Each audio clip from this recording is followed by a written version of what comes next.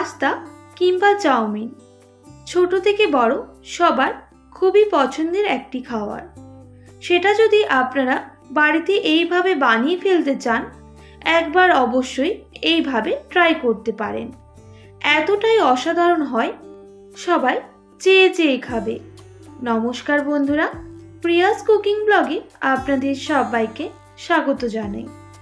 আজকে আমি আপনাদের সঙ্গে আটা দিয়ে একটি দারুণ সুস্বাদু বিকেলের নাস্তা রেসিপি শেয়ার করব। আশা করি আজকের রেসিপি আপনাদের খুবই ভালো লাগবে। তো চলুন আজকের রেসিপিটা বানিয়ে নেওয়া যাক। রেসিপিটি বানানোর জন্য আমি এখানে 1.5 কাপ আটার ব্যবহার করব। আপনারা কমিয়ে বা বাড়িয়ে করে নিতে পারেন।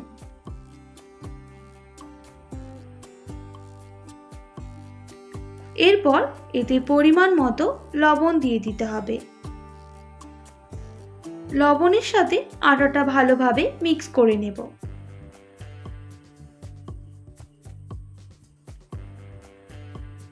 ভালোভাবে মিক্স হয়ে গেলে অল্প অল্প জল দিয়ে একটা শক্ত ডো তৈরি করে নিতে হবে। তো দেখুন বন্ধুরা, একটা শক্ত ডো তৈরি হয়ে গেছে। এইভাবে হাত দিয়ে আমি বেশ কিছুক্ষণ মেখে নিয়েছি। এরপর আমি এখান থেকে অল্প অল্প লেচি কেটে নেব। আমি এইরকম সাইজের কয়েকটা লেচি করে নিয়েছি। এবার হাত দিয়ে এগুলোকে পাকিয়ে নিতে হবে।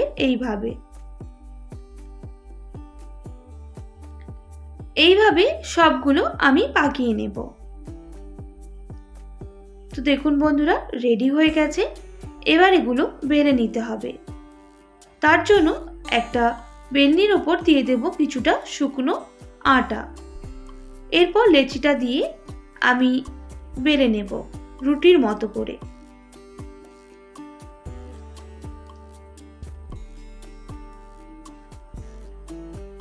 তো দেখুন বন্ধুরা, খুব বেশি আমি পাতলা করিনি, একটু মোটা মোটা করে এগুলোকে বেলে নিয়েছি। এরপর এইরকম একটা গ্লাসের ব্যবহার করব। এরপর আমি গ্লাস দিয়ে এইভাবে গোল গোল করে রুটি থেকে ছোট ছোট রুটি করে নেব, কারণ আমাদের শেপ দিতে খুব একটা অসুবিধা হবে না এইরকম ভাবে কেটে নিলে। তো দেখুন বন্ধুরা, এবার এটাকে আমি ভাঁজ করে নেব।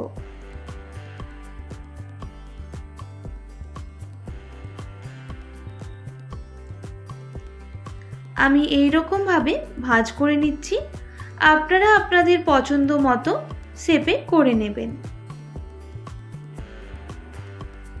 আবারও একটা আপনাদের করে দেখিয়ে দিচ্ছি। এইভাবে ভাঁজ করে নিতে হবে।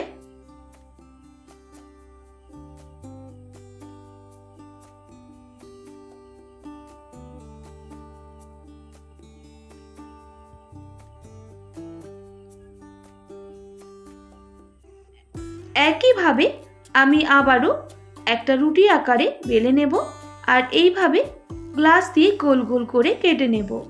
সেখান থেকে এইভাবে আমি ভাঁজ করে নেব। এইভাবে সবগুলো রেডি করে নিতে হবে। তো দেখুন বন্ধুরা, সবগুলো রেডি হয়ে গেছে। আপনারা আপনাদের পছন্দ মতো শেপ দিয়ে রেসিপিটা করে নিতে পারেন। আমি এই রকম শেপ দিয়েছি। এরপর আমি একটা কড়াইয়ের মধ্যে আগে থেকে জল গরম বসিয়ে দিয়েছিলাম আর তার মধ্যে দিয়ে দেব পরিমাণ মতো লবণ আর 1 টেবিল চামচ সাদা তেল।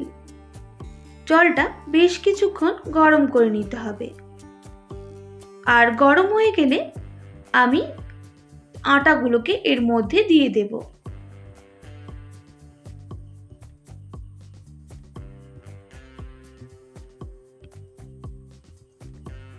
এবার এগুলোকে 10 থেকে 15 মিনিট ভালোভাবে সেদ্ধ করে নিতে হবে।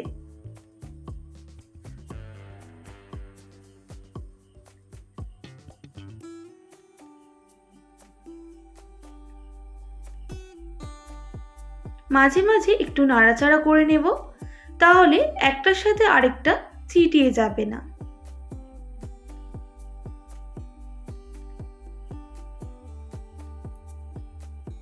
তো দেখুন বন্ধুরা কিভাবে এগুলো ফুটছে। আবারও একটু নাড়াচাড়া করে নিচ্ছি, তাহলে ভালোভাবে এগুলো সুসেদ্ধ হয়ে যাবে। 4 থেকে 5 মিনিট সেদ্ধ করার পর এবার আমি এইভাবে ছেঁকে এগুলোকে তুলে নেব। আপনাদের দেখিয়ে দিচ্ছি ভালোভাবেই কিন্তু এগুলো সুসেদ্ধ হয়ে গেছে।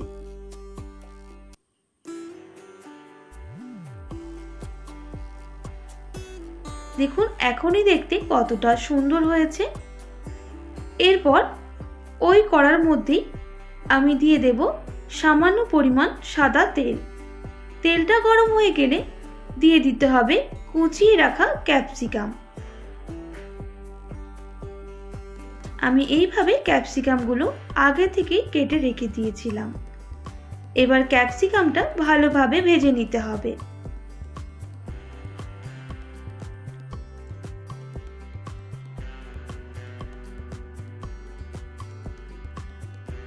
ক্যাপসিকামটা ভালোভাবে ভাজা হয়ে গেলে দিয়ে দিতে হবে একটা মিডিয়াম সাইজে এইভাবে কেটে রাখা টমেটো। টমেটোর সাথে ক্যাপসিকামটা ভালোভাবে ভেজে নিতে হবে।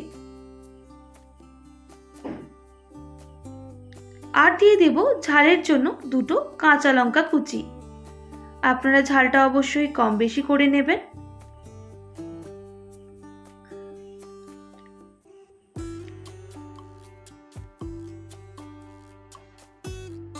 এবার দিয়ে দেব স্বাদ মতো নুন। আবারও ভালোভাবে মিক্স করে এগুলোকে ভেজে নিতে হবে।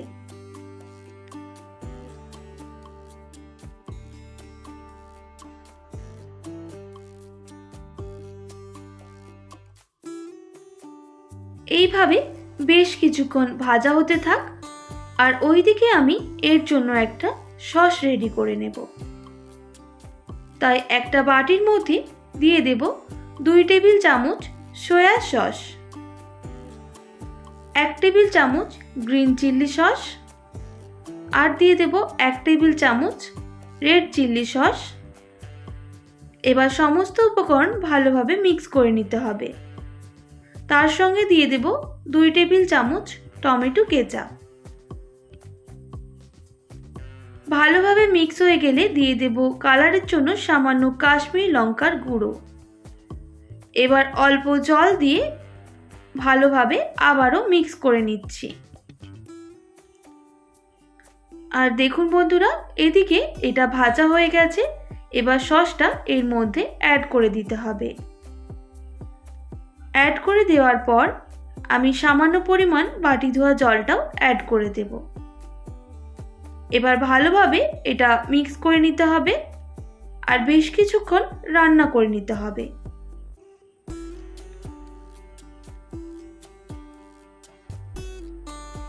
এইভাবে বেশ কিছুক্ষণ ফুটে গেলে সবজিগুলো কিন্তু ভালোভাবে সুসেদ্ধ হয়ে যাবে।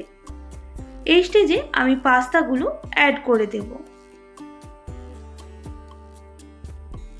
এবার এর সাথে ভালোভাবে মিক্স করে নেব।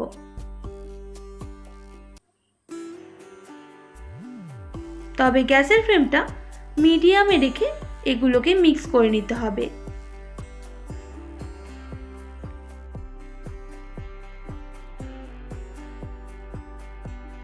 মিক্স করা হয়ে গেলে ওপর থেকে কিছুটা পরিমাণ ধনেপাতা কুচি অ্যাড করে দিচ্ছি। এবার ভালোভাবে এগুলোকে ভেজে নিতে হবে।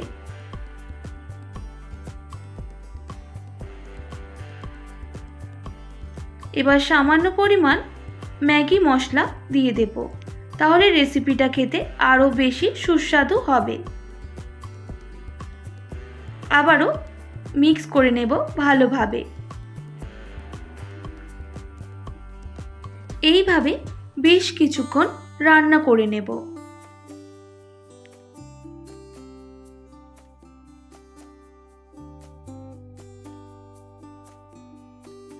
বেশ কিছুক্ষণ রান্না করার পর আমাদের একদম রেডি হয়ে গেল আজকের রেসিপি।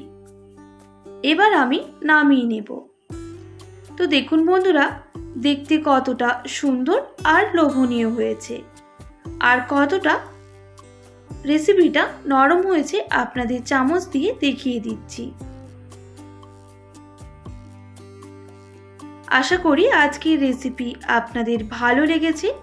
একবার অবশ্যই বাড়িতে এইভাবে ট্রাই করবেন আর কেমন লাগলো কমেন্ট করে জানাতে একদমই ভুলবেন না।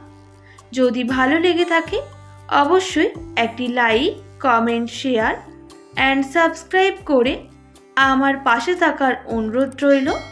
পাশে থাকা বেল আইকনটিও প্রেস করে দেবেন, তাহলে নিত্য নতুন রান্নার ভিডিওগুলি আপনাদের কাছে পৌঁছে যাবে। আজকের মতো এতটাই। আবারও নতুন কোনো রেসিপির সঙ্গে দেখা হচ্ছে। আপনারা ভালো থাকবেন, সুস্থ থাকবেন। আর এতক্ষণ আমার ভিডিওটি দেখার জন্য অনেক অনেক ধন্যবাদ আপনাদের সবাইকে।